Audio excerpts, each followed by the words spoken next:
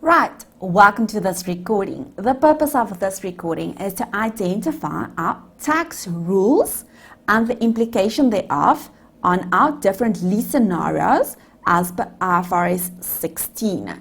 You need to be familiar with your IS 12 principles to ensure that you understand this recording.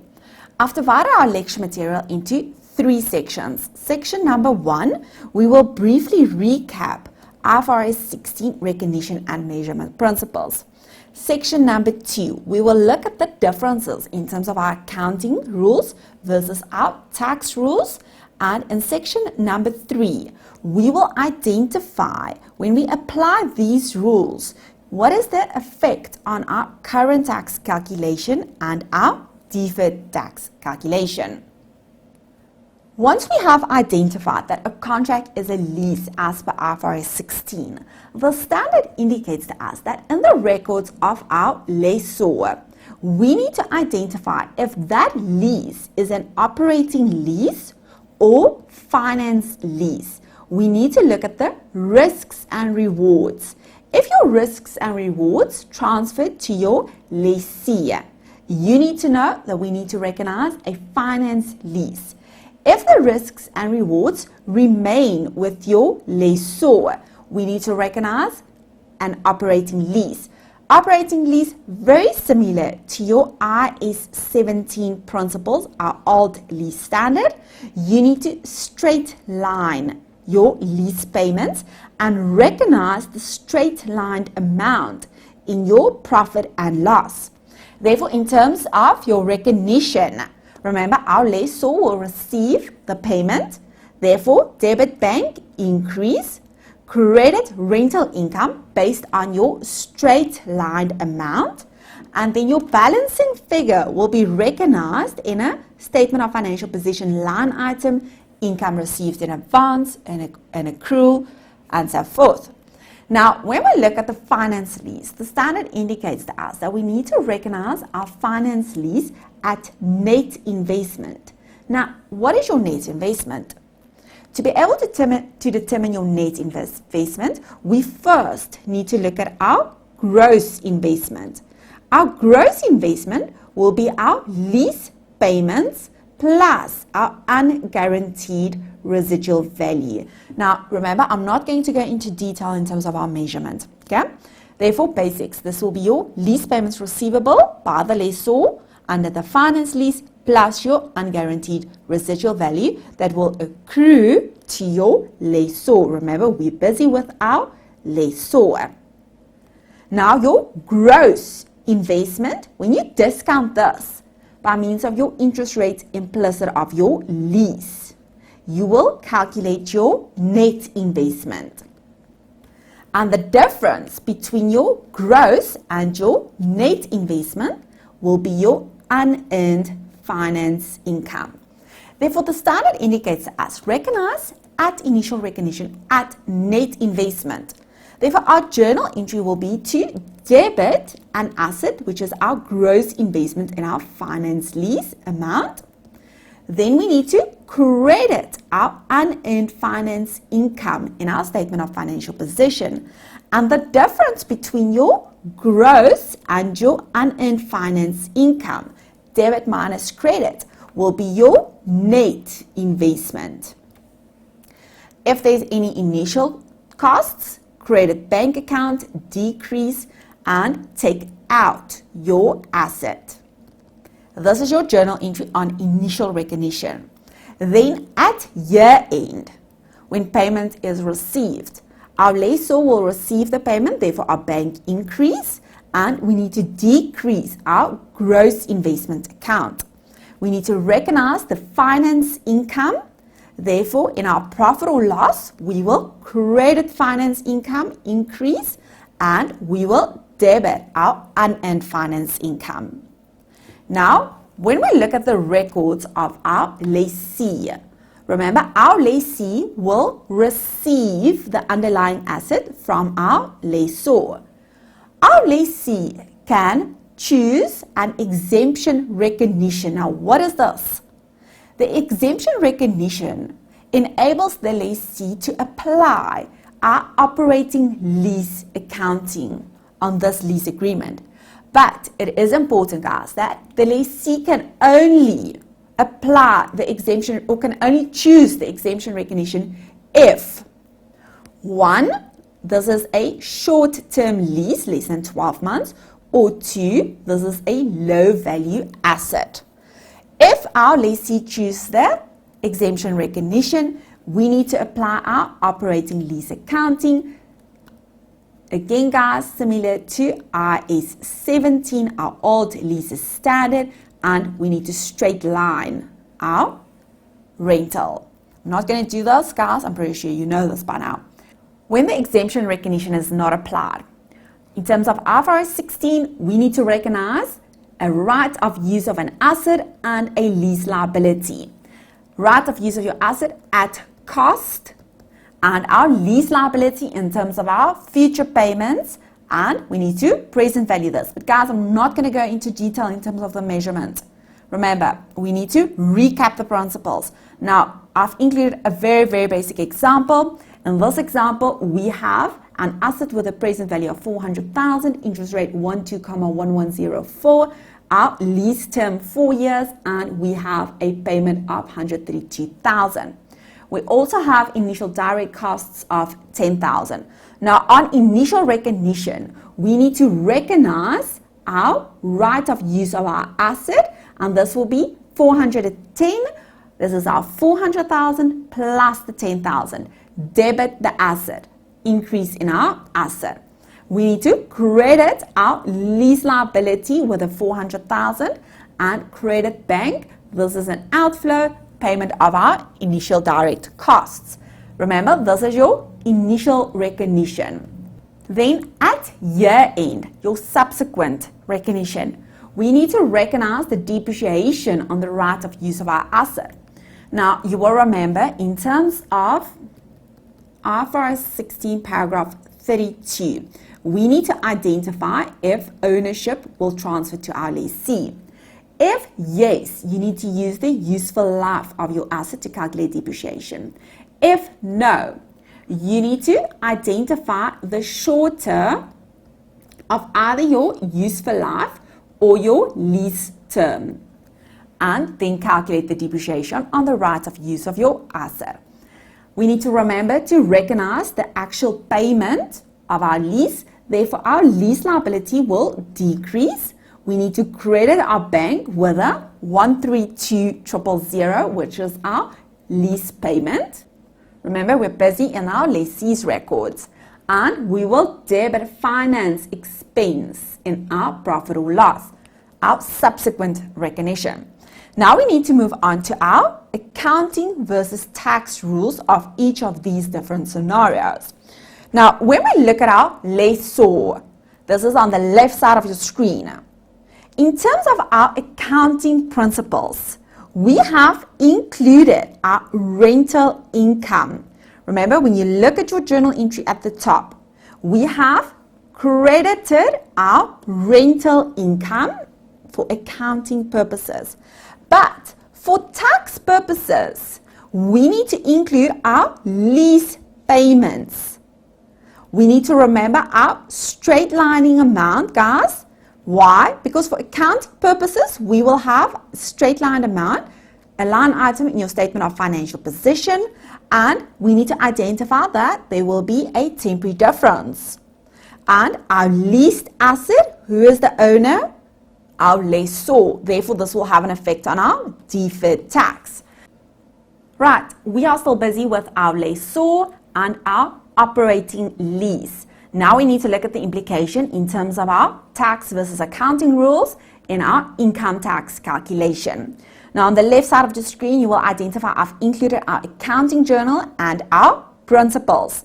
Now, when we look at this, remember your basics in terms of IAS 12.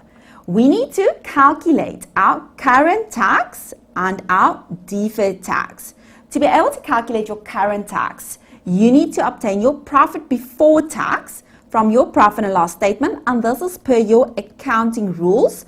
And then you need to take out your accounting rules and you need to include your tax rules to be able to calculate your taxable profit or loss. Now, when we look at this, you agree with me from an accounting point of view, included in my profit before tax amount, guys, this green amount, included in my green amount, I have my rental income. We are busy with our lessor. Therefore, included is my rental income.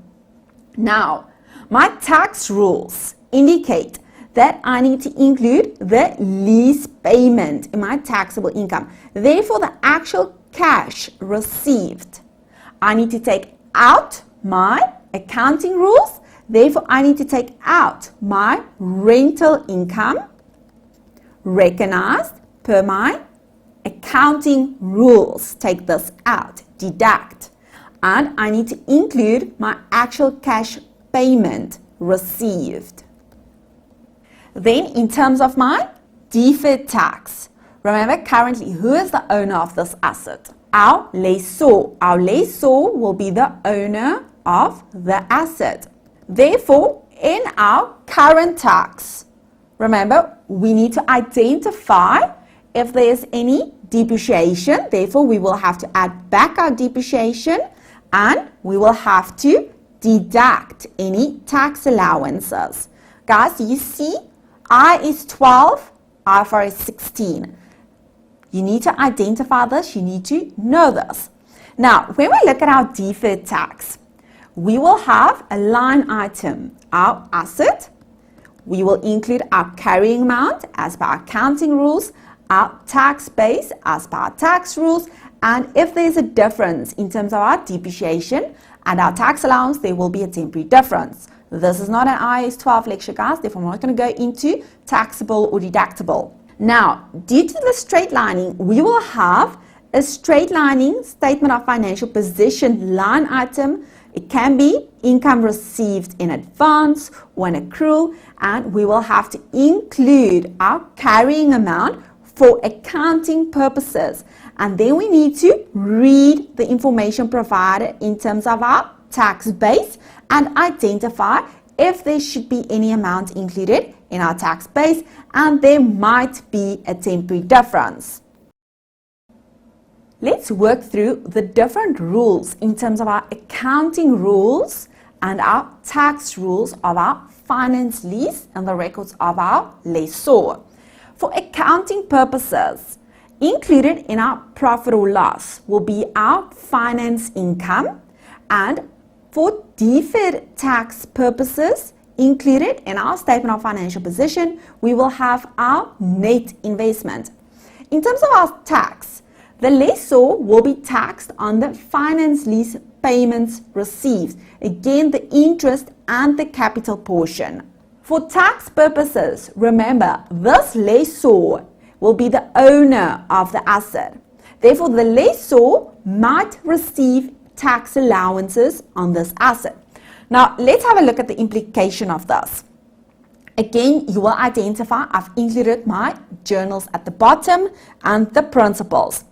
Now, when you look at our income tax, the column of our finance lease, remember, we need to identify that we need to calculate our current tax and our deferred tax. Current tax, again, guys, we need to start off with our profit before tax. We need to take out our accounting rules and we need to include our tax rules. Now, when you think about your accounting rules, look at your journal entry at the bottom.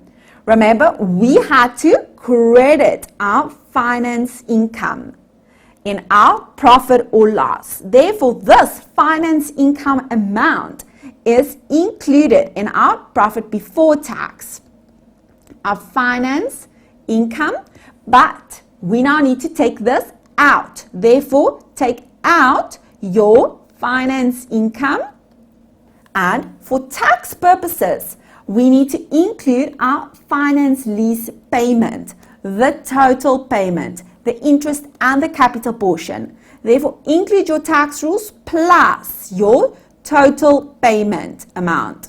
Okay? Now remember, and this is important, when you think about your initial journal entry, our lessor credited the asset, therefore they took out the asset.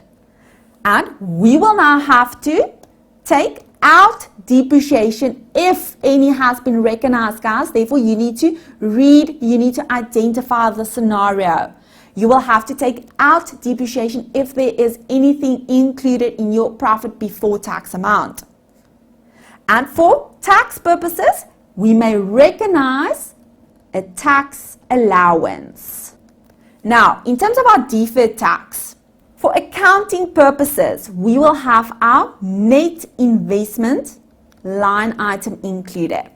For tax purposes, remember, our lessor will be the owner of the asset. Therefore, for tax purposes, we need to include the tax base of our asset. And this will be the amount deductible in future against future economic benefits. And this will result in a temporary difference. Let's move on to our exemption recognition, our operating lease accounting. The difference in terms of our accounting versus our tax rules. Now, guys, very similar as per the operating lease of your lessor. We are just now looking at this from the lessee's point of view. Okay, so guys, I'm not going to work through the theory with you on this one. I'm going to look at the implication of the theory on our very basic scenario.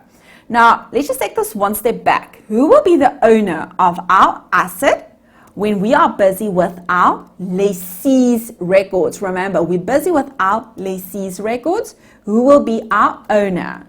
The owner will be the lessor. Remember, our lessee is not the owner of this asset. Now, when we look at our operating lease, our calculation of our income tax, in our current tax, take out your accounting, include your tax. To be able to take out your accounting, what is included in your profit before tax? We have included our rental expense, the straight-lined amount. Therefore, we now need to take this out. We need to add this back, a positive. In terms of our tax, we need to deduct the payment amount. Therefore, take out the actual cash paid. And then when you look at your deferred tax calculation, included in your deferred tax calculation, we will have to include our line item in terms of our statement of financial position, the prepayment, or the amount that relates to our straight lining, the difference between the actual payment and the straight line payment. And you need to include your carrying amount. There might be a tax base depending on the scenario. Therefore, you need to read this, and then there might be a temporary difference. Okay, pretty straightforward, guys. But you need to know your IAS 12 principles. Now we need to look at the lessee when our lessee recognizes a right of use of our asset and a lease liability. Please ignore the VAT section, guys. I've included this for completeness purposes. Ignore the VAT section. We need to assume that that is not applicable in this discussion. In terms of our accounting principles, for accounting purposes, when you look at my journal entry, we have deducted depreciation. Therefore, depreciation is included in my profit and loss. For accounting purposes, we have deducted our finance expense. Therefore, finance expense is included in my profit or loss. But for tax purposes, guys, who is the owner of this asset? The lessor. Therefore, for tax purposes, we may not claim a tax allowance on this asset. Guys, you see, we may not claim a tax allowance, but we can deduct the full installment of the lease, the actual payment of the lease. Therefore, this 132,000. Our depreciation is the 102,500. Our finance costs 48,442. Now, in terms of our deferred tax, included in our deferred tax, we will have a line item, our lease liability, and we need to include our present value, and we will have a line item, our right of use of our asset, and we need to include our carrying amount in terms of our accounting rules. In terms of our tax rules in our deferred tax, remember guys, when you look at the lease liability, remember your tax base of a liability, not lease liability, but of a liability, will be your carrying amount minus the amount deductible in future. Therefore, your tax base will be 0. Your asset tax base will be 0. Why? Because your lessor is the owner of this asset, not your lessee. Therefore, there will be a temporary difference and you need to apply your IAS 12 principles, taxable or... Right, let's apply these principles to our income tax calculation, our current tax and our deferred tax. Again, I've included the journal and the principles on the right side of your screen. Now, when we look at our current tax calculation, as always, we need to take out our accounting and we need to include our tax. Now, when you look at your journals, you will agree with me that we have included our depreciation in our profit or loss, and we have included our finance expense. But for tax purposes, we are able to deduct the full installment of the lease. Therefore, if we take out our accounting rules, we need to take out our depreciation. We need to add this back, the 102,500. We need to add back our finance expense. This is a plus, add back 48,442. And we are able to deduct the full installment, the payment. Take this out, and this will be the 132,000. Now, when we look at our deferred tax, remember, on our statement of financial position, we will have 2 line items, right of use of our asset and our lease liability. The right of use of our asset will include our carrying amount for accounting purposes.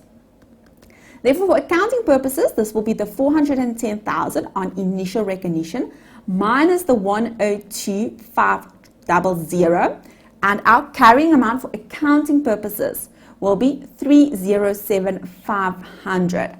Our carrying amount of our lease liability for accounting purposes will be the initial 400,000 minus our journal entry 83558. And this will be 316,442. Now, we need to look at our tax base of our right of use of our asset. Now, remember, who is the owner? Our lessor. How do we calculate the tax base? Your tax base of your asset will be the amount deductible in future for tax purposes. Therefore, 0, nothing will be deductible in future. Why not? Because our lessee is not the owner, and you are able to calculate a temporary difference. When we look at our lease liability, how do we calculate the tax base of a liability? This will be the carrying amount minus the amount that will be deductible in future. Now, our carrying amount, 316,442, and in future, when you look at your current tax calculation, we may deduct our payments. Therefore, in future, we may deduct all of our payments. Therefore, we are able to deduct the 316,442, and this will be 0. And our tax base for our lease liability will be 0, and therefore, there will be a temporary difference. Okay, so guys, this is the end. You need to still remember if there is any VAT, the implication of that, and if there is an installment sale agreement, what is the implication thereof. I really do hope that you found this recording helpful and that you are able to remember the different treatments in terms of our tax.